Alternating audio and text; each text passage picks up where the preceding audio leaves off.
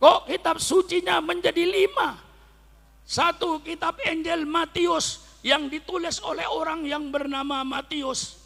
Injil Markus ditulis oleh orang yang bernama Markus. Injil Lukas yang ditulis oleh orang yang bernama Lukas. Injil Yahya yang ditulis oleh orang yang bernama Yahya. 4 Injil ini diakui gereja sebagai kitab sucinya. Persilakan. Syukuran makmun tidak mengganggu. Itu keyakinan Anda. Ada satu kitab Injil yang tidak boleh dibaca oleh orang gereja. Namanya Injil Barnabas, yang ditulis oleh orang yang bernama Barnabas. Mengapa Injil ini tidak boleh dibaca? Syukron makmun baca. Karena di sini isinya mirip dengan kitab suci Al-Quran. Saya tahu, saya beli Injil Barnabas. Mereka, sebagian mereka, tidak semuanya. Di antara mereka terima Injil 4 ini sebagai kitab sucinya. Di antara mereka trauma, mana yang asli di antara 4 ini. Ini terjadi di Eropa. Lalu terjadi itu trauma lagi terhadap sosoknya Yesus Kristus. Ini saya baca sejarah barat. Yesus Kristus Tuhan apa, anak Tuhan apa, manusia biasa. Ini menjadi persoalan sampai detik ini. Sehingga seorang ahli teologi Belanda, yang ahli teologi Belanda Katolik, dia mengatakan pokoknya Yesus Kristus tidak usah dibahas. Terima saja dengan perasaan, jangan dengan akal. Kalau diterima dengan akal membingungkan, itu mereka, bukan saya yang bicara.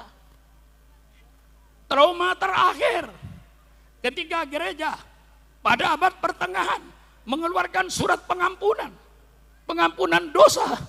Orang kalau dosa datang ke gereja, mengaku kesalahannya, taubat, beli surat. Kalau sudah beli surat berarti sudah punya sertifikat masuk surga. Di antara mereka menerima sebagai doktrin.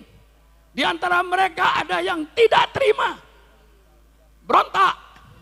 Timbullah pemberontakan yang dipimpin oleh Martin Luther.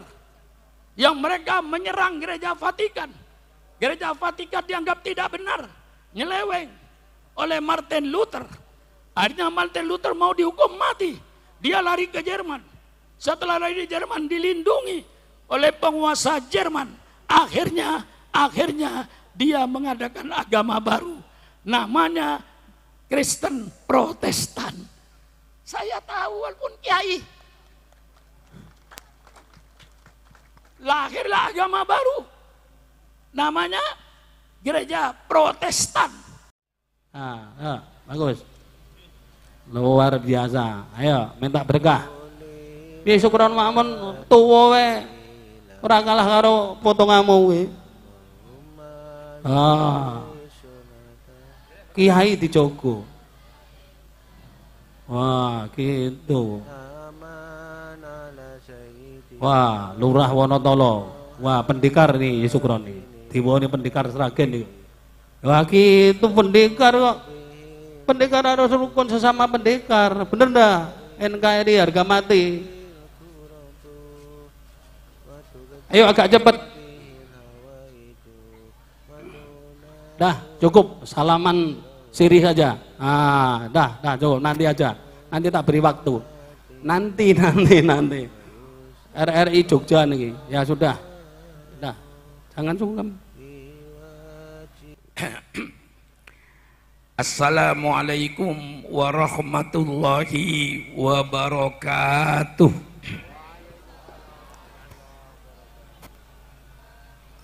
Bismillahirrahmanirrahim. Alhamdulillahi rabbil alamin.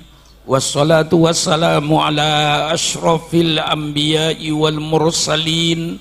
Sayyidina wa habibina wa syafi'ina wa maulana Muhammad wa ala alihi wa ashabihi ajma'in. Subhanaka la ilma lana illa ma 'allamtana innaka antal alimul hakim. La haula wa la quwata illa billahil aliyil azim. Amma ba'du.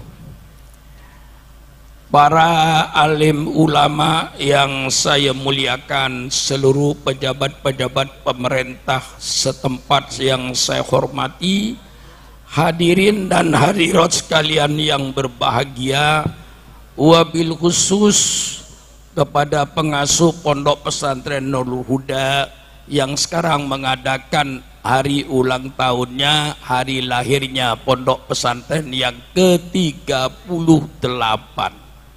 Juga kepada Bapak Jenderal Samsud Jalal, saya ucapkan terima kasih atas segala kegiatannya, atas segala aktivitasnya dalam rangka menghidupkan.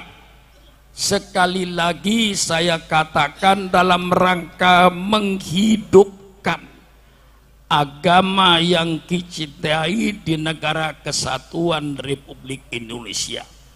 Saya ucapkan terima kasih atas segala pengorbanannya. Selalu saya tekankan pidato saya di mana-mana, pengorbanan, pengorbanan, dan pengorbanan. Karena sejarah menunjukkan tidak ada cita-cita, tidak ada kemauan yang akan berhasil tanpa adanya pengorbanan.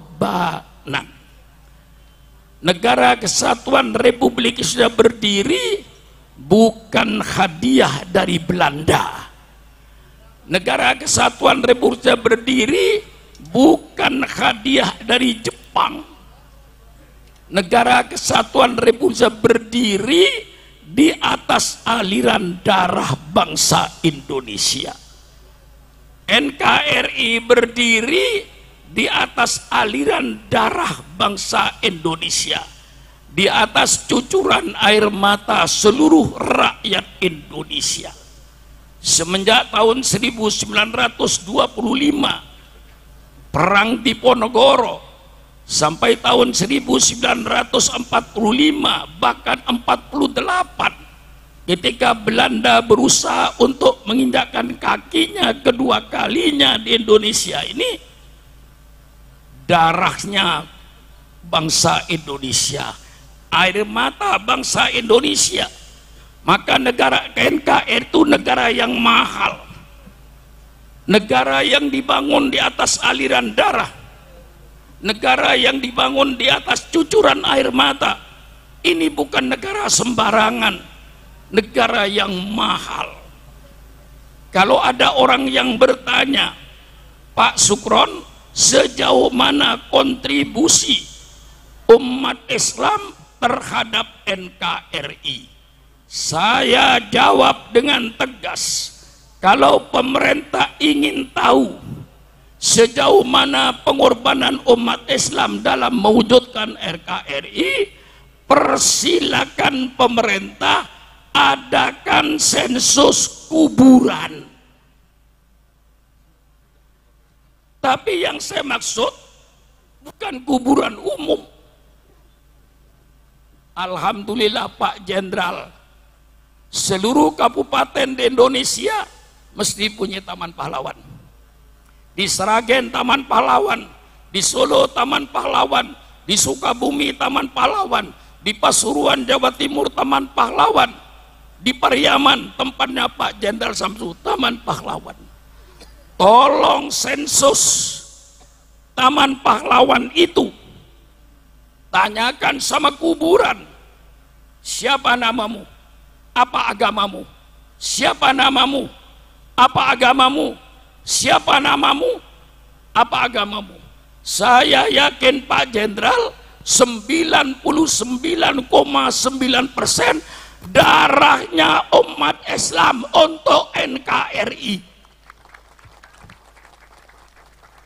Ini fakta berbicara. Maka pemimpin bangsa manapun saja, pemimpin negara manapun saja, pemimpinnya harus tahu sejarah bangsanya. Kalau pemimpinnya tidak tahu sejarah bangsanya, pemimpin bisa ngawur kebijaksanaannya. Baca sejarah, baca sejarah, baca sejarah. Umat Islam 99,9%.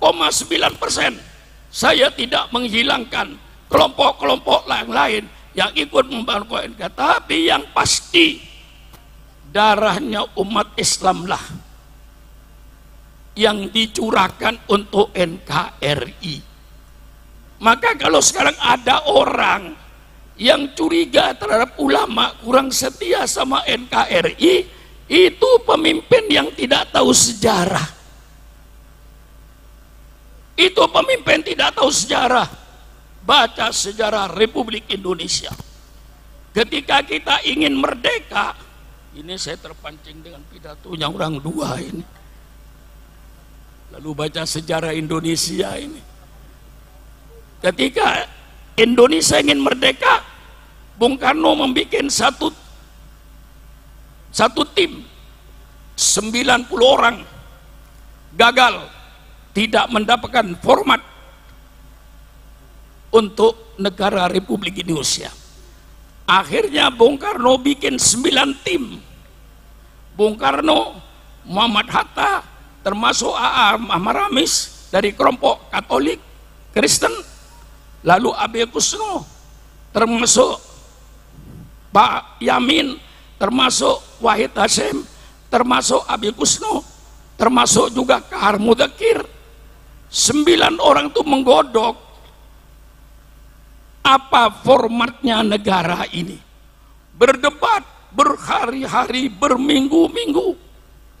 Akhirnya mendapatkan satu format yang disetujui dan ditandatangani oleh semua yang hadir. 9 orang panitia ini tanda tangan. Format negara Republik Indonesia dikatakan negara Republik Indonesia berdasarkan ketuhanan dengan kewajiban menjalankan syariat Islam bagi pemeluk-pemeluknya. Ini yang disebut Piagam Jakarta, yang sekarang banyak tidak tahu ini sejarah ini. Untung ada orang tua seperti saya yang lebih tua daripada Pak Jenderal ini.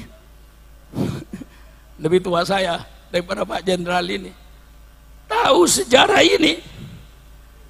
Formatnya negara Republik Indonesia berdasarkan ketuhanan dengan kewajiban menjalankan syariat Islam bagi pemeluk-pemeluknya. Ini oleh Bung Karno disebut gentleman agreement. Betul gak Pak Jenderal? Gentleman agreement, satu persetujuan yang betul-betul jantan. Tanda tangan semua. Begitu tanda tangan semua, terwujudlah format negara. Akhirnya Bung Karno didesak untuk segera memproklamirkan kemerdekaan, karena sudah mempunyai bentuk negara ini. Tanggal 17 Agustus Bung Karno mengadakan proklamasi, kami bangsa Indonesia, dengan ini menyatakan kemerdekaan Indonesia. Hal-hal yang mengenai pemindahan kekuasaan akan dilaksanakan dengan cara saksama dan dalam tempo yang sesingkat-singkatnya, atas nama bangsa Indonesia Soekarno-Hatta. Barangkali di antara kiai yang hafal proklamasi Syukuran Makmun ini. Masa dicurigai? Proklamasinya hafal saya. Apa yang terjadi? Jam 3 sore tanggal 17 Agustus, Angkatan Laut atas nama Angkatan Laut Jepang menghadap Bung Hatta atas nama Indonesia Timur. Kalau 7 kata ini tidak dicabut, Indonesia Timur tidak ikut. Ini banyak yang tidak tahu. Jadi siapa yang tidak cinta NKRI, nilailah sendiri. Akhirnya Bung Hatta mengumpulkan kembali 18 orang ini pada tanggal 18 Agustus terjadi perdebatan, tidak perlu dicabut, ini sudah persetujuan. Tapi kena Bung Hatta khawatir Indonesia Timur segera memproklamasi. Takut kalah duluan Pak Jenderal. Kalau ini ditunda, Indonesia Timur mengumumkan proklamasi, berarti Indonesia pecah. Jadi dua, Indonesia Barat dan Indonesia Timur. Untuk inilah tokoh-tokoh Islam dengan lapang dada demi NKRI mencabut 7 kata ini. Sehingga lalu berubah. Tanggal 18 berubah, negara Republik Indonesia berdasarkan ketuhanan yang Maha Esa gantinya 7 kata tadi. Ini perlu Pak Jenderal, generasi muda kayak Ansor dikasih tahu. Saya yakin nggak tahu. Ya saya yakin nggak tahu sejarah ini. Kalau seandainya waktu itu para ulama tidak mau mencabut 7 kata, NKRI tidak ada. Adanya NKRI karena toleransi ulama pada waktu itu mau mencabut 7 kata demi NKRI. Ya, betul Pak Jenderal.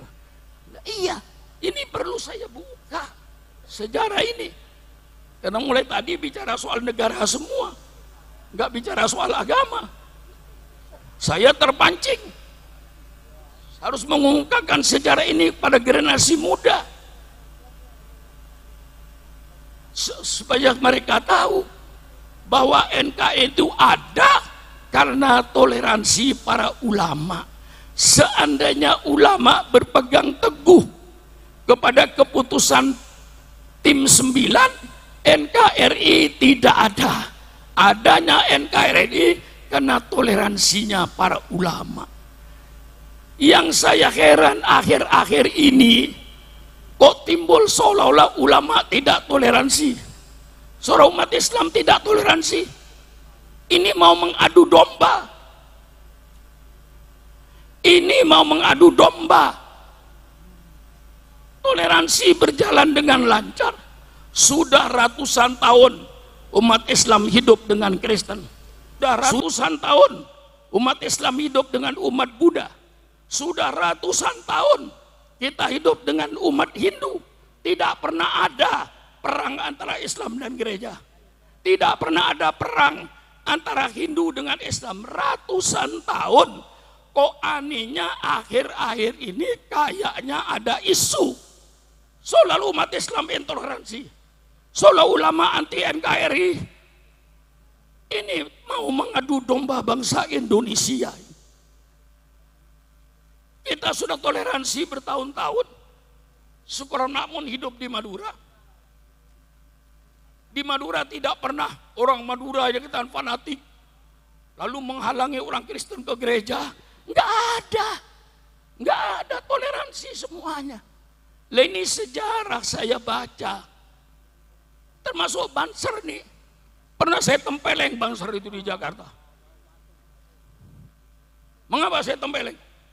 Banser itu didirikan ya, tahun 62 karena banyak ulama dibunuh misterius di Banyuwangi, di Kediri. Surya NO mengadakan rapat mendirikan pasukan inti yang namanya Banser. Anehnya sekarang ini ada kiai tidak dijaga, gereja yang dijaga. Kurang ajar kau, saya tempeleng kedua beledanya itu. Iya. Mestinya Banser itu gantian tiap malam. Walaupun Kiai Sarip tidak minta dijaga, jaga Kiai Sarip 5 orang. Di Jakarta jaga rumahnya Syukur Makmun 5 orang. Besok rolling ganti lagi. Kiai enggak dijaga, kadang-kadang ada yang jaga gereja. Aneh apa tidak? Aneh apa tidak? Saya tempelin. Nah ini saudara-saudara, saya kemukakan sejarah ini, saya ungkapkan. Kalau yang berjuang 99% darahnya umat Islam, sekarang tanda tanya, siapa yang menikmati kekayaan alamnya? Siapa yang menikmati kekayaan alam? Siapa yang menikmati emas di Irian? Siapa yang menikmati batu bara di Kalimantan? Siapa yang menikmati nikel? Siapa yang menikmati timah? Siapa yang menikmati tambang-tambang milik negara ini? Siapa yang menikmati hutan-hutan di Indonesia sampai gundul? Tidak usah saya jawab, Anda sudah tahu siapa yang menikmatinya. Lihat umat Islam yang berjuang demikian rupa. 90% darahnya umat Islam.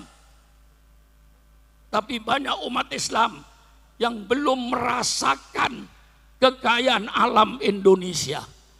Padahal Undang-Undang Dasar 45 pasal 33, air, udara, dan semua kekayaan alam adalah harus dikelola oleh pemerintah 100% untuk kesejahteraan rakyat. Sekarang saya tanya, siapa yang mengelola kekayaan alam? Gak usah dijawab. Semua saya tahu. Gak perlu dijawab. Jawaban saudara gak ada artinya. Sudah jelas siapa yang menikmati kekayaan alam sekarang ini. Gak usah menjawab saudara. Sudah jelas di mata kita. Padahal bunyi undang-undang ini, air, udara, kekayaan alam dikuasai oleh pemerintah.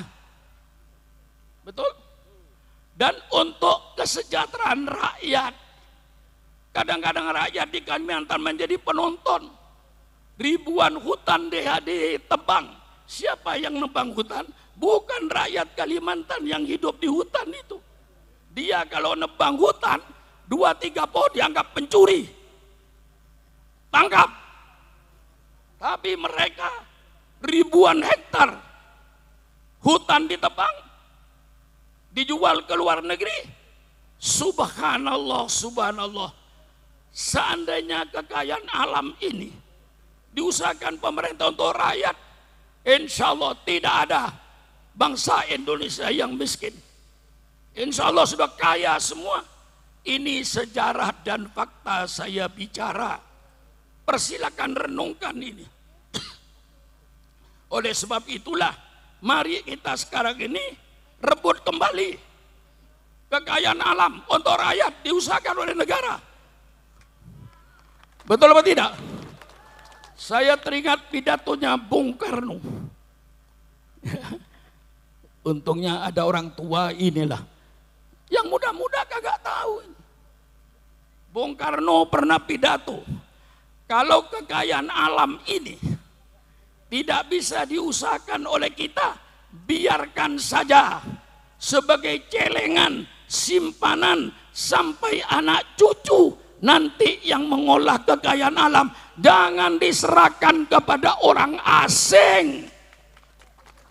Bung Karno berkata, kalau kekayaan alam ini diserahkan sama orang asing, nanti bangsa Indonesia akan jadi ayam yang mati kelaparan di lumbung padi, akan menjadi itik yang kelaparan di sungai. Ini kata-kata Bung Karno, bukan Sukron Makmun. Saya ulang lagi kata-kata Bung Karno. Kalau kekayaan alam tidak bisa dikelola sendiri, biarkan saja sebagai harta simpanan. Nanti anak cucu yang mengelola kekayaan alam ini jangan diserahkan kepada investor asing, kata Bung Karno. Kalau diserahkan kepada investor asing, maka bangsa Indonesia akan jadi ayam yang mati di lumbung padi dan akan menjadi itik yang mati kehausan di sungai. Ini barangkali semuanya terjadi, Pak Jenderal. Ini semuanya terjadi. Oleh sebab itu, kita harus mengadakan perubahan. Mengembalikan kekayaan alam diusahakan oleh pemerintah. Bukan untuk pemerintah, Tapi untuk kesejahteraan rakyatnya, ini Undang-Undang Dasar 45, bukan Syukron Makmun. Maka yang dianggota DPR sadar ini semuanya. Jangan jadi anggota DPR cuma tanda tangan. Kalau DPR cuma tanda tangan, ngapain ada DPR?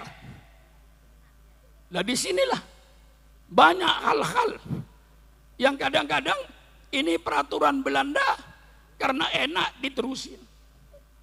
Satu contoh, misalnya kulit sapi. Kulit sapi ini kulit yang terbaik seluruh dunia. Tidak ada kulit seperti kulit sapi. Belanda bikin undang-undang. Kulit sapi milik negara. Sehingga siapapun yang menyembelih sapi harus pahanya ditok oleh kehewanan. Kalau tidak dianggap kulit liar. Subhanallah, ini DPR mestinya ini sudah dihapus. Kulit sapi milik rakyat. Betul apa tidak kira-kiranya? Ya. Siap. Kalau enggak berhenti. Iya. Iya, ini jelas. Saya jelaskan. Kayu jati. Karena kayu jati ini kayu yang terbaik sedunia. Undang-undang Belanda bikin. Kayu jati milik negara. Biar Kaisarep nanam pohon jati di rumahnya, kalau mau ditebang harus izin kehutanan, kecuali tidak keluar rumah. Keluar pintu dianggap barang gelap, padahal nanam sendiri, milik sendiri. Mestinya undang-undang dicabut, kecuali jati yang ditanam oleh pemerintah. Kalau jati ditanam oleh rakyat, tidak usah izin perhutani. Kapan kita merdeka? Contoh lagi, tolong bawa DPR ini, ya. Pajak bumi dan bangunan, ini yang bikin dulu Belanda. Karena Belanda ingin memeras rakyat. Masa rakyat di Gunung Lawu hanya punya tanah 100 meter. Bangunannya semi permanen, harus bayar pajak. Ini nggak masuk di akal untuk rakyat merdeka. Mestinya pemerintah yang dipajak itu bangunan yang menghasilkan, pabrik, restoran, persilakan. Kalau tempat tinggal yang 100 meter, tolong bebaskan rakyat dari pajak bumi. Ini suara rakyat. Pro rakyat apa pro atasan? Tinggal itu saya membawa itu suara rakyat. Kasihan rakyat di gunung-gunung itu yang punya tanah cuma 100 meter dengan bangunan sedemikian rupa, tidak indah, tidak bagus. Mestinya yang kena pajak itu yang sifatnya industri, perkebunan kopi kena pajak, perkebunan kelapa sawit kena pajak. Itu wajar. Pabrik kena pajak, restoran kena pajak karena menghasilkan pendapatan. Kalau rumah orang kampung yang 100 meter, rumahnya semi permanen, kok masih kena pajak bumi dan bangunan? Kapan mereka merdeka?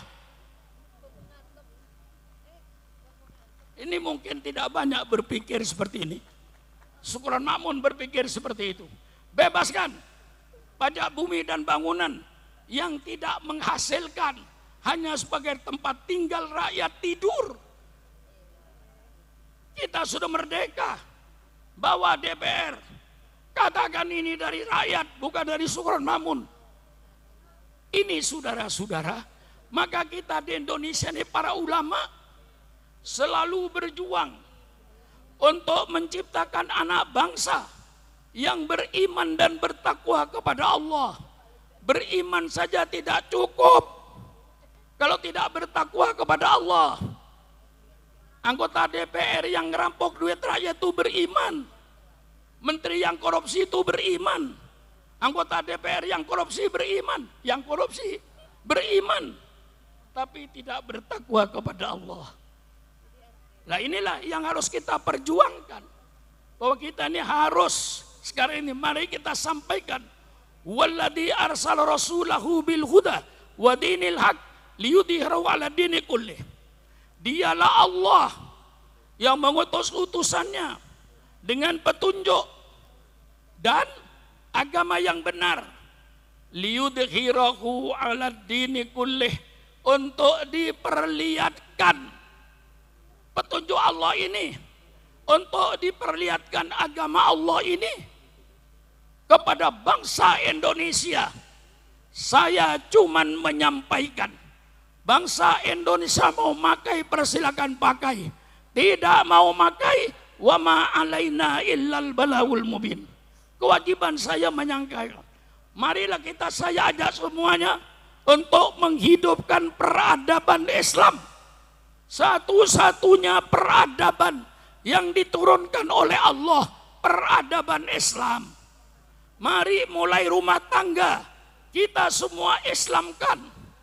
Ada orang yang berkata bahwa Islam melarang laki-laki bergaul dengan perempuan sebebas-bebasnya. Itu kata-kata yang tidak benar. Allah yang menyuruh agar laki-laki bergaul dengan perempuan sebebas-bebasnya. Allah perintahkan hanya lewat pintu yang diridhoi oleh Allah, itu yang namanya pintu perkawinan yang sah menurut ajaran agama Islam. Dengan meminang anak kepada orang tuanya, menjalankan akad nikahnya dengan sah, serta itu bergaulah sebebas-bebasnya. Kiai Syarif adalah hasil pergaulan bebas. Sukranamun hasil pergaulan bebas, tapi bebas yang diridhoi oleh Allah. Kalau seandainya ayahnya Kiai Syarif dan ibu Kiai Syarif tidak bergaul bebas, tidak ada Kiai Syarif. Pak Jenderal Samsu hasil pergaulan bebas, tapi pergaulan bebas yang diridhoi oleh Allah Subhanahu wa taala melalui pintunya, supaya manusia tidak kayak binatang. Ini sekarang sedang ada usaha pembinatangan bangsa Indonesia. Saya tegaskan, yang mana itu Pak Kiai? Faham liberalisme, kebebasan adalah hak asasi manusia. Kalau tidak dibatasi dengan Pancasila, tidak dibatasi dengan Undang-Undang Dasar 45, tidak dibatasi dengan agama, maka di Indonesia sekarang ini sedang terjadi proses pengayaman bangsa Indonesia, pengkambingan bangsa Indonesia, pengkebuan bangsa Indonesia, dan sudah terjadi kumpul kebu. LGBT termasuk. Ini kita sekarang mengembangkan peradaban Islam. Indah peradaban Islam itu dengan perkawinan yang sah, yang dilarang pergaulan bebas, yang tidak melalui pintu yang dihalalkan oleh Allah, sehingga manusia menjadi binatang. Tahu ayam? Tahu ayam? Tahu ayam? Ayam bertelur 6, ngerem, netes. Ada yang jadi ayam jantan, ada yang jadi ayam betina. Begitu anaknya yang jantan gede, ibu kandungnya dikawin. Kurang ajar enggak? Kurang ajar enggak? Kurang ajar enggak? Siapa? Ayam. Begitu ayam betina, begitu ayam jantannya gede, ibu kandungnya dikawin. Kurang ajar enggak? Inilah ayam. Maka sekarang ini, mengapa kalau Eropa itu mengadut kebebasan manusia? Saya baca sejarahnya, Kiai. Kalau Barat itu menjadi liberal, saya baca sejarahnya. Pertama karena mereka trauma kepada agama mereka sendiri. Ini saya ceritakan gereja pada abad pertengahan, bukan gereja sekarang Pak Samsu. Gereja sekarang sudah lain. Pada abad pertengahan ketika gereja dijadikan state religion, agama negara oleh kerajaan Romawi, sehingga gereja mempunyai kekuasaan yang luas sekali, menguasai agama, menguasai ekonomi, menguasai politik, menguasai ilmu pengetahuan. Barang siapa yang bertentangan dengan gereja, hukum mati. Dan cara hukum matinya sadis, tidak manusiawi. Yang namanya inkuisisi itu penjaranya orang Kristen pada abad pertengahan. Kalau orang dihukum mati, pertama kali digergaji, dibelah dua. Subhanallah, ditonton oleh masyarakat. Kalau tidak dibelah dua, dibakar hidup-hidup. Termasuk Bruno, seorang ahli astronomi. Karena paham gereja waktu itu, semua bintang di langit, termasuk matahari, bulan, mengelilingi mahkotanya Paus Paulus. Sedangkan Bruno berdasarkan ilmu pengetahuan astronomi tidak. Karena dia tidak mau mencabut ilmunya, dia dibakar hidup-hidup. Subhanallah. Kalau tidak dibakar hidup-hidup, inkuisisi itu melihara harimau. 2-3 harimau. Kalau ada orang yang mau dihukum mati, dieksekusi hukuman mati, harimau tidak dikasih makan. Dilemparkan orang hukuman mati itu, dirobek-robek oleh macan. Sehingga bangsa Eropa waktu itu ketakutan. Mendengar gereja ketakutan. Mendengar agama Kristen ketakutan. Persilakan baca sejarah peradaban barat. Saya baca sejarah peradaban barat ini. Itulah akhirnya trauma. Trauma yang kedua, mereka ada yang trauma dengan kitab sucinya. Kok kitab sucinya menjadi 5? Satu, kitab Injil Matius yang ditulis oleh orang yang bernama Matius. Injil Markos ditulis oleh orang yang bernama Markos. Injil Lukas yang ditulis oleh orang yang bernama Lukas. Injil Yahya yang ditulis oleh orang yang bernama Yahya. 4 Injil ini diakui gereja sebagai kitab sucinya. Persilakan. Syukuran makmum tidak mengganggu. Itu keyakinan Anda. Ada satu kitab Injil yang tidak boleh dibaca oleh orang gereja. Namanya Injil Barnabas. Yang ditulis oleh orang yang bernama Barnabas. Mengapa Injil ini tidak boleh dibaca? Syukuran makmum baca. Karena di sini isinya mirip dengan kitab suci Al-Quran. Saya tahu, saya beli Injil Barnabas. Mereka, sebagian mereka, tidak semuanya. Di antara mereka terima Injil 4 ini sebagai kitab sucinya. Di antara mereka trauma, mana yang asli di antara 4 ini. Ini terjadi di Eropa. Lalu terjadi itu trauma lagi terhadap sosoknya Yesus Kristus. Ini saya baca sejarah barat. Yesus Kristus Tuhan apa, anak Tuhan apa, manusia biasa. Ini menjadi persoalan sampai detik ini. Sehingga seorang ahli teologi Belanda, yang ahli teologi Belanda Katolik, dia mengatakan pokoknya Yesus Kristus tidak usah dibahas. Terima saja dengan perasaan, jangan dengan akal. Kalau diterima dengan akal membingungkan. Itu mereka, bukan saya yang bicara. Trauma terakhir ketika gereja pada abad pertengahan mengeluarkan surat pengampunan. Pengampunan dosa. Orang kalau dosa datang ke gereja, mengaku kesalahannya, taubat, beli surat. Kalau sudah beli surat berarti sudah punya sertifikat masuk surga. Di antara mereka menerima sebagai doktrin. Di antara mereka ada yang tidak terima. Berontak. Timbullah pemberontakan yang dipimpin oleh Martin Luther. Yang mereka menyerang gereja Vatikan. Gereja Vatikan dianggap tidak benar.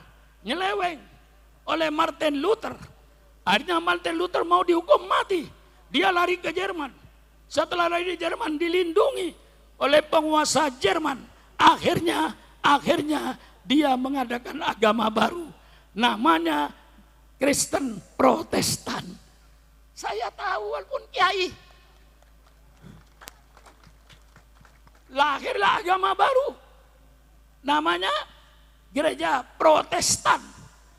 Yang jauh mereka perbedaannya. Kalau kita dengan Muhammadiyah nggak ada soal. Muhammadiyah dan NU sudah selesai. Jangan lagi dibicarakan. Yang bicarakan NU dengan Muhammadiyah itu orang yang tidak ada kerjaan. Kita sudah tahu Muhammadiyah tiap satu Ramadan memutuskan dengan hisab, NU dengan ru'yat, selesai. Gak usah dibicarakan lagi. Bicara tentang Natal, tiap tahun bicara Natal, itu orang tidak punya kerjaan. Gak usah bicara Natal. Saya katakan pada santri saya, kalau kau katakan selamat hari Natal, kelahiran Nabi Isa, abduhu wa rasuluh, kau dapat pahala. Tapi kalau kau mengatakan hari Natal, kelahiran anak Tuhan, engkau musyrik. Selesai. Selesai itu. Masa mau bicara lagi? Tidak ada kerjaan itu. Sudah selesai.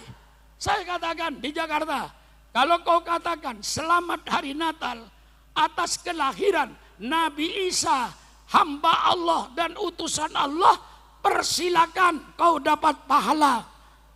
Wassalamu yauma wulidtu wa yauma amutu wa yauma ub'atsu hayya. Dzalika Isa ibnu Maryam. Jelas. Tapi kalau kau mengatakan selamat Natal kelahiran anak Tuhan, baru menurut Islam kamu orang musyrik. Selesaikan. Mengapa diperdebatkan? Lah ini saudara. Nah, di antara yang tidak trauma, yang tidak berani berontak, timbullah satu golongan yang ingin bebas dari ajaran agama. Lahirlah liberalisme. Jadi yang namanya liberalisme makhluk ini lahir karena apa? Karena trauma mereka kepada agamanya, tapi tidak berani berontak. Martin Luther berani berontak. Akhirnya lahirlah liberalisme, kebebasan adalah asasi manusia. Menurut Humphrey Cox, seorang tokoh liberalisme di Amerika Serikat, dia menyatakan liberalisme ini tujuannya untuk membebaskan manusia dari asuhan agama. Berarti terjadi pembinatangan manusia. Diekspor ke Indonesia. Liberalisme ini sebagian tokoh kita tidak ngerti barangkali. Barangkali tidak tahu sejarah liberalisme. Di mana makhluk itu dilahirkan. Dan mengapa makhluk itu lahir. Dan kemana tujuannya. Kan begitu Pak Syamsu. Kalau orang ilmiah akademisi. Dari mana makhluk liberalis itu lahir. Dari akibat trauma. Di mana lahirnya di barat. Tujuannya kemana? Untuk membebaskan manusia dari asuhan agama. Sukron Makmun diciptakan oleh Allah. Bukan untuk semau gue. Sukron Makmun diciptakan oleh Allah. Bukan untuk sakarbi dewe. Sukron Makmun diciptakan oleh Allah. Bukan untuk semau-maunya. Tapi sukron Makmun diciptakan oleh Allah. Untuk menjalankan perintah Allah dan menjauhi larangan Allah. Jelas Pak? Ini tujuannya bukan untuk semau gue, bukan untuk sakarpi dewe. Wa ma khalaqtul jinna wal insa illa liya'budun. Tidak kami ciptakan jin manusia kecuali untuk menjalankan perintah Allah dan untuk menjauhi larangan Allah. Inilah diciptakan manusia. Lahirlah liberalisme sekarang ini. Maka saya katakan, dengarkan seluruh bangsa Indonesia dari sampai Merauke.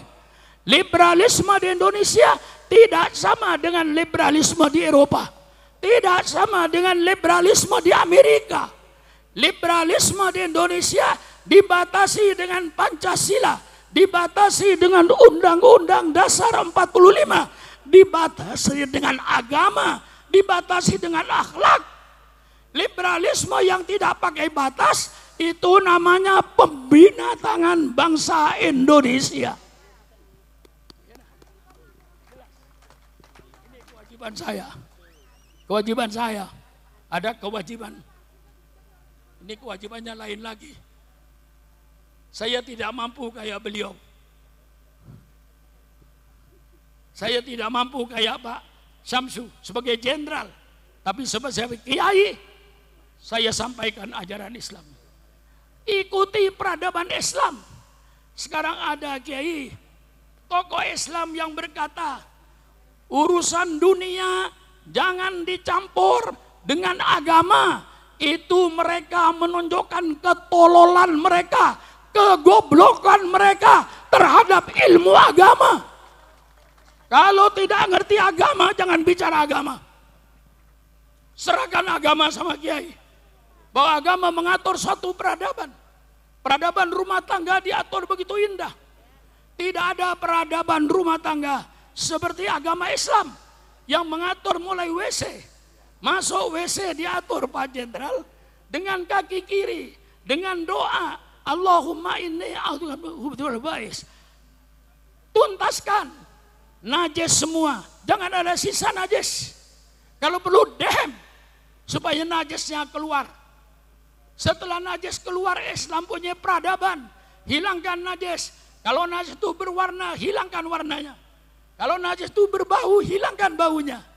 Kalau najis itu ada rasanya, seperti alkohol dan daging babi, sampai hilang rasanya. Tolong carikan peradaban yang lebih indah dari peradaban Islam. Dapur kita punya peradaban. La ta'kulu amwalakum bainakum bil batil. Jangan kau makan harta di antara kamu dengan cara yang batil, dengan cara yang haram. Bu.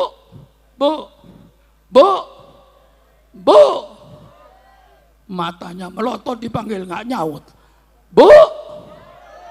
Kalau ibu nyuci beras, tanya dulu berasnya dari mana datangnya.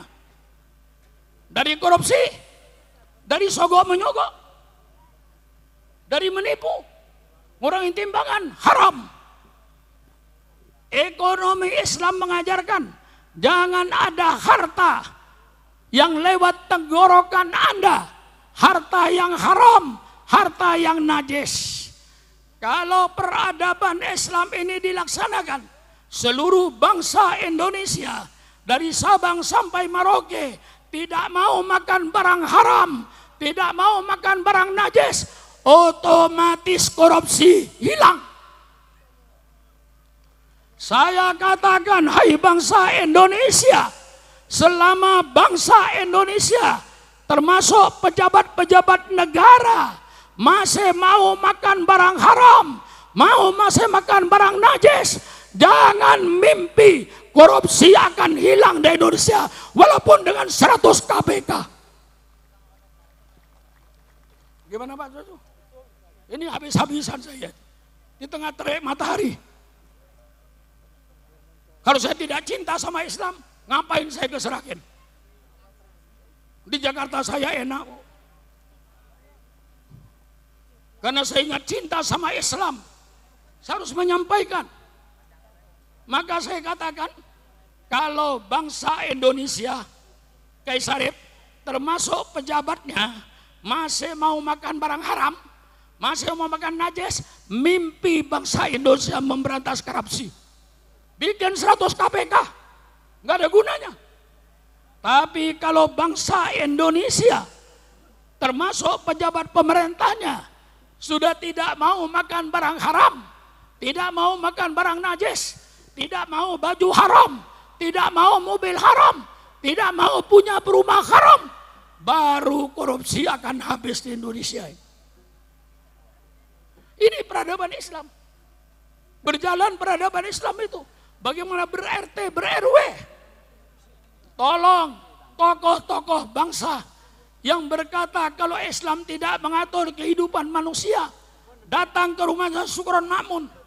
Mari kita dialog. Mari kita berunding, mari kita bicara. Justru Islam diturunkan ini untuk mengatur kehidupan manusia di dunia dan untuk mengatur kehidupan manusia di akhirat. Siapa bilang bahwa Islam tidak mengatur politik? Subhanallah, subhanallah, subhanallah. yang berkata Islam tidak mengatur politik, mereka lah orang-orang yang bodoh Islam, yang tidak ngerti Islam. Persilakan datang ke pondok pesantrennya Syukron Makmun. Mari berdialog. Quran itu mengatur negara apa tidak? Dalam kitab-kitab Islam, Al-Ahkamah Sultaniyah Imam Mawardi, Al-Ahkamah Sultan Imam Abu Ya'la, tentang hukum tata negara. Ibnu Taimiyah dengan kitabnya namanya Fiqhus Siyasah, Fikih Politik. Profesor Dr. Kordowi dengan kitabnya yang bernama Fiqhud Daulah, tentang fikih bernegara. Di dalam Islam, mendirikan negara ini wajib syar'an wa aklan. Menurut hukum akal, wajib mendirikan negara. Suatu bangsa yang tidak ada pemerintahnya akan menjadi bangsa yang arogan, bangsa barbar, yang kuat menindas yang lemah, yang kaya menindas yang miskin. Kalau tidak ada negara, tidak ada pemimpin. Di dalam hukum Islam, secara hukum syara, mendirikan negara hukumnya wajib.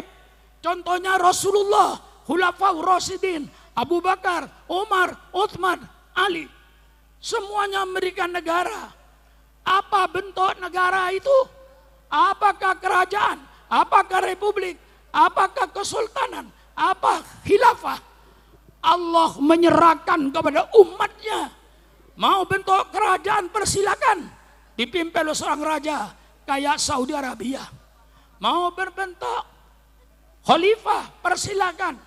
Udah kalau ya Daud, inna ja'alnaka khalifatan fil ardi. Kalau negaranya bersistem khilafah, pemimpinnya disebut khalifah. Kalau pemimpinnya kesultanan, pemimpinnya disebut sultan. Kalau republik, pemimpinnya disebut presiden. Presiden, sultan, khalifah, raja, itu sama pemimpin negara. Bagi Islam, apapun bentuk negaramu, persilakan. Yang penting perintah Allah jalankan, larangan Allah jauhi. Itu substansi kita bernegara. Bikin negara kerajaan, persilakan. Yang penting perintah Allah jalankan, larangan Allah jalankan. Bikin pemerintah republik, dipimpin oleh presiden. Yang penting perintah Allah kerjakan, larangan Allah jauhi. Mau khilafah, persilakan. Yang penting perintah Allah laksanakan, jauhi larangan Allah. Apapun bentuk negaramu, substansinya jalankan perintah Allah, jauhi larangan Allah. Alangkah hebatnya sistem negara dalam Al-Quran ini bebas. Prinsip-prinsip bernegara. Pertama, musyawarah. Itu pilar yang dikemukakan oleh Umar Ibn Aziz, yang mereka melakukan reformasi politik dalam Islam. Namanya Umar Ibn Abdul Aziz. Dia membuat pilar-pilar bernegara. Pertama, musyawarah. Tidak ada keputusan pribadi. Sebenarnya peraturan presiden, kalau menurut hukum nggak ada. Yang ada peraturan negara yang dihasilkan musyawarah antara presiden dan menteri dan DPR. Itu dalam Islam, musyawarah inti itu. Yang kedua, dalam Islam bernegara itu intinya amanah. Pilih pemimpin-pemimpin yang amanah, pemimpin-pemimpin yang terpercaya. Jangan pilih pemimpin yang berkhianat. Pilih pemimpin yang adil. Jangan memilih pemimpin yang tidak adil. Sampai Quran memesan, la yajrimannakum sananu qaumin ala alla ta'dilu i'dilu. Jangan karena kebencianmu kepada satu kelompok sehingga engkau berbuat tidak adil. Karena benci tidak salah dipenjarakan. Karena cinta biar salah dibela. Inilah pemimpin yang dolim, pemimpin yang tidak adil. Islam. Kalau ingin negara ini baldatun thayyibatun wa rabbun ghafur, mulai dari RT, RW, lurah, camat, wali kota, bupati, gubernur, presiden, menteri, DPR, pejabat tinggi negara, semua orang yang mempunyai tempat kedudukan wajib amar ma'ruf nahi mungkar. RT-nya amar ma'ruf nahi mungkar, RW-nya amar ma'ruf nahi mungkar, lurahnya amar ma'ruf nahi mungkar, camatnya amar ma'ruf nahi mungkar, wali kota, bupati amar ma'ruf nahi mungkar, gubernur amar ma'ruf nahi mungkar, presiden amar ma'ruf nahi mungkar, menteri DPR amar ma'ruf nahi mungkar, semua pejabat pemerintah amar ma'ruf nahi mungkar, baru baldatun thayyibatun wa rabbun ghafur. Bagaimana negara ini akan makmur, akan jaya kalau pejabatnya mendukung penjualan narkoba, padahal penjabatnya sendiri yang jual narkoba. Bagaimana negara akan sejahtera kalau pejabat-pejabatnya menjadi backing pelacuran, pejabat pemerintahnya menjadi backing penjudian, mimpi baldatun thayyibatun wa rabbun ghafur. Menurut Imam Abdul Aziz, semua pejabat pemerintah dari RT sampai presidennya dan semua pejabat-pejabatnya kompak amar ma'ruf nahi mungkar, baru jaya. Ini saudara-saudara sebagian saja yang saya sampaikan ini. Kalau ingin panjang ke rumah saya. Kalau ingin panjang ke rumah saya tentang politik Islam. Yang meletakkan manusia depan hukum itu sama. Bukan profesor-profesor dari Amerika. Bukan profesor-profesor dari Eropa. Kalau Ustadz Kiai baca kitab Riyadhus Shalihin, ketika seorang wanita dari golongan Al-Mahzumiyah nyolong, golongan Al-Mahzumiyah, golongan bangsawan, orang besar, tokoh-tokoh Quraisy bingung, masa anaknya orang gede mau dipotong tangannya. Diutuslah Usama bin Zaid menghadap Rasulullah, barangkali ada hukum selain potong tangan. Usama menyampaikan kepada Rasulullah. Rasulullah berdiri. Mudah-mudahan pidato saya ini didengar oleh pihak kepolisian, didengar oleh pihak kejaksaan, didengar oleh pihak Mahkamah Agung. Apa kata Rasulullah? Ya Usama, qad halaka man kana qablakum. Telah hancur bangsa-bangsa sebelum kamu dahulu. Sudah hancur negara-negara sebelum kamu dahulu. Mengapa hancur? Idza saraka fihim as-sarifu taraku. Kalau yang nyolong orang gede, kalau yang nyolong orang besar, koruptor yang miliaran, kadang-kadang dibiarkan di hotel, dibiarkan dia tidak ditangkap, kadang-kadang dilindungi. Inilah hancurnya negara. Wa idza saraka fihim ad-dhaifu aqamul had. Tapi kalau yang nyolong orang kecil, semuanya teriak, tegakkan hukum, tegakkan hukum, tegakkan untuk maling ayam. Tapi untuk mereka yang miliaran, kadang-kadang dilindungi. Inilah hancurnya suatu negara. Rasulullah bersumpah, waimallah, wallahi kata Rasulullah, lau anna Fatimah binta Muhammadin sarakat laqatatu yadah. Demi Allah, seandainya anak kandung saya yang bernama Fatina nyolong, pasti saya potong tangannya. Subhanallah. Siapa yang meletakkan manusia depan hukum sama? Bukan profesor-profesor ahli hukum dari Eropa. Nabimu yang meletakkan manusia hukum itu sama. Ini politik.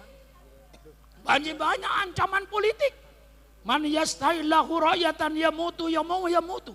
Wa huwa rasul li ra'yati harramallahu alaihil jannah. Barang siapa yang oleh Allah jadikan pemimpin, kemudian pemimpin mati. Ketika mati, dia sedang menipu rakyatnya. Pemimpin semacam itu haram masuk surga. Bagaimana Pak Jenderal? Ini Islam. Ajarannya. Mengapa ditolak? Saya sampaikan. Ini ajaran Islam. Man waliya min amri ummati fasaqqa alaihim fasquq alaih. Barang siapa yang memegang urusan umatku, kemudian dia mempersulit urusan umatku, nanti pemimpin semacam itu akan dipersulit oleh Allah di padang mahsyar pada hari kiamat. Subhanallah, subhanallah, indahnya peradaban Islam ini. Karena mereka tidak kenal, tidak cinta kepada Islam. Mengapa Sukarno cinta kepada Islam? Karena Sukarno kenal Islam. Maka saya cinta, saya fanatik. Sehingga Islam harus kita bawa kemana? Kalau ingin selamat, bawa Islamnya kemana-mana. Jangan ditinggal Islamnya. Mau ke kantor, bawa Islamnya. Mau ke pasar, bawa Islamnya. Naik kereta api, bawa Islamnya. Mau ke sawah, bawa Islamnya. Kalau ingin selamat. Ada sekarang pemilihan umum tidak boleh pakai identitas. Subhanallah. Subhanallah. Ini yang ngomong ngerti nggak identitas? Baca kamus, semua kamus. Apa identitas itu? Identitas itu katanya Pak Jenderal dalam kamus yang saya baca. Identitas itu sifat yang melekat bagi seseorang. Kalau namanya melekat, tidak bisa dipisah. Betul apa tidak? Betul apa tidak? Bawa identitas saudara yang membawa persatuan bangsa. Jangan membawa identitas yang membuat perpecahan bangsa. Bagaimana Pak Sukron? Identitas pembangunan bangsa. Bawa identitas Anda sebagai umat Islam. Tapi Anda menghormati identitas orang lain. Inilah Bhinneka Tunggal Ika. Bukan menghilangkan identitas. Kalau identitas mau hilangkan, bakar dulu Bhinneka Tunggal Ika. Sekali lagi, kalau identitas mau dihilangkan, bakar Bhinneka Tunggal Ika. Justru Bhinneka Tunggal Ika itu identitas yang bermacam-macam, tapi bentuk kesatuan. Persilakan Kiai Sarip bawa identitas Islamnya, tapi hormati identitas lain. Jangan menghina identitas lain. Bawa. Dalam pemilihan umum, saya akan membawa ajaran Islam saya. Boleh apa tidak? Persilakan. Saya tantang. Dalam pemilihan umum, Soekarno Mahmud akan membawa identitas Islam. Pilih pemimpin yang mencintai Allah dan yang dicintai oleh Allah. Boleh apa tidak? Boleh apa tidak? Kalau tidak boleh, pilih PKI. Hah? Yang tidak cinta sama Allah dan tidak diserangi Allah, PKI gay. Kalau kita pilih pemimpin yang mencintai Allah dan dicintai Allah tidak boleh, berarti bangsa Indonesia disuruh memilih PKI. Persilakan. Mau dijerat hukum yang mana persilakan. Saya sudah tua kok. Bu, kelihatannya saya tua apa muda? Bu, yang jujur Bu, tua apa muda? Jangan macam-macam jawabanmu itu. Yang jawab tua terima kasih. Yang jawab muda jelas itu naksir saya orang itu. Itu namanya perempuan mata keranjang. Lumayan, dari udah nggak pakai lumayan. Sudah tua. Mau jadi menteri terlambat, itu masa lalu. Mau jadi DPR terlambat, masa lalu. Dan itu sudah ditawarkan saya semua. DPR sudah ditawarkan, saya tolak. MPR ditawarkan, saya tolak. Menteri diisukan, saya tolak. Saya ingin jadi kiai. Cukup amar ma'ruf nahi mungkar. Ini yang saya kerjakan, Bu. Jangan curiga dengan Soekarno Mahmud. Sudah tidak ada di depan saya ini. DPR kagak ada. Menteri kagak ada. Presiden kagak ada. Bupati kagak ada. Gubernur kagak ada. Yang ada apa Pak Kiai? Kuburan. Saya cuma nunggu masuk kuburan. Kapan saja dipanggil oleh Allah. Sudah waktunya saya dipanggil oleh Allah. Tapi Allah masih memperpanjang umur saya. Panjangkan umur saya ya Allah selama bermanfaat kepada agamamu.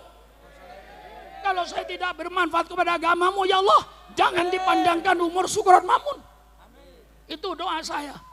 Inilah kepada saudara-saudara, pilihlah nanti pemimpin yang mencintai Allah dan dicintai oleh Allah. Kalau ini nggak boleh, pilih PKI. Pilih pemimpin yang sidik, pemilih yang jujur. Kalau ini tidak boleh, pilihlah pembohong. Pilih pemimpin yang amanah, yang terpercaya. Kalau tidak boleh memilih pemimpin yang amanah, pilih pemimpin pengkhianat. Pilih pemimpin yang tabligh, yang selalu menyampaikan kebenaran.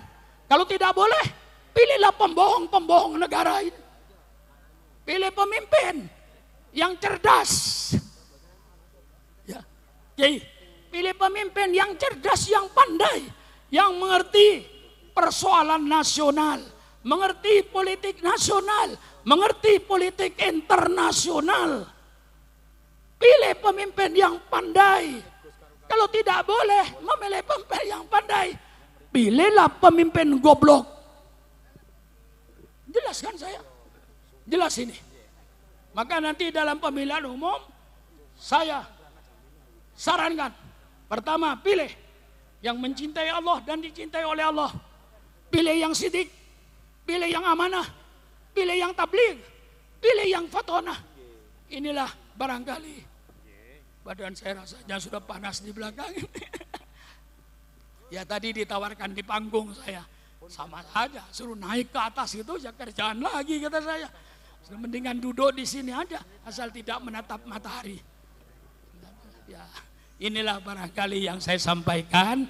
Mudah-mudahan bermanfaat. Mari kita saya wasiatkan kepada saudara semuanya, i'lamu annamal hayatud dunya la'ibun wa lahun. Ketahuilah oleh kalian hidup di dunia ini cuma permainan. Mengapa Allah pakai kata-kata permainan? Karena tidak ada orang bermain selamanya. Bermain pasti berhenti. Persilakan Anda bermain. Nanti suatu saat malaikat Israel akan datang. Hai orang kaya, permainanmu selesai. Hai presiden, permainannya selesai. Hai Sultan Mamun, permainannya sudah selesai. Mari kita bermain dengan permainan yang diridhoi oleh Allah Subhanahu wa taala. Inilah harapan saya, mudah-mudahan kita kumpul di lapangan ini, mudah-mudahan semuanya mencari keridhaan Allah, kita nanti kumpul di padang mahsyar menuju ke surga. Amin ya rabbal alamin. Ada permintaan lagi. Amplopnya 2. Amplop ceramah dan amplop doa. Nah ini guru. Ya mari kita baca Fatihah. Kita hadiahkan kepada ulama-ulama kita. Kita hadiahkan kepada guru-guru kita yang telah dipanggil oleh Allah. Kita hadiahkan pada keluarga-keluarga kita yang telah dipanggil oleh Allah. Mudah-mudahan Allah menerima amal soleh mereka. Mudah-mudahan Allah mengampuni dosa-dosa mereka. Dan mudah-mudahan kita yang dipanjangkan umur, mudah-mudahan oleh Allah diselamatkan dari segala macam ajaran-ajaran yang sesat dan yang menyesatkan. Dan mudah-mudahan Allah memudahkan segala urusan kita, baik urusan dunia maupun urusan akhirat.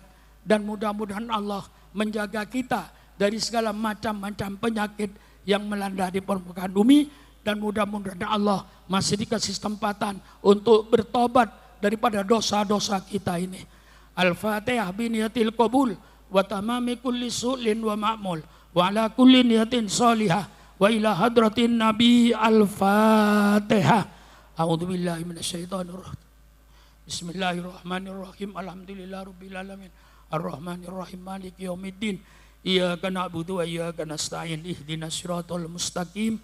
Siratal ladzina an'amta 'alaihim ghairil maghdubi 'alaihim waladdallin.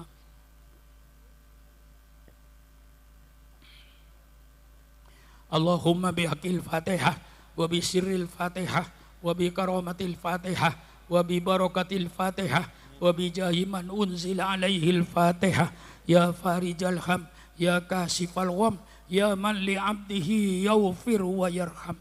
Allahumma lakal hamdu syukra wa lakal mannu fadla wa anta rabbuna haqqa wa nahnu abiduka riqqa wa anta lam tazalli dalika ahla.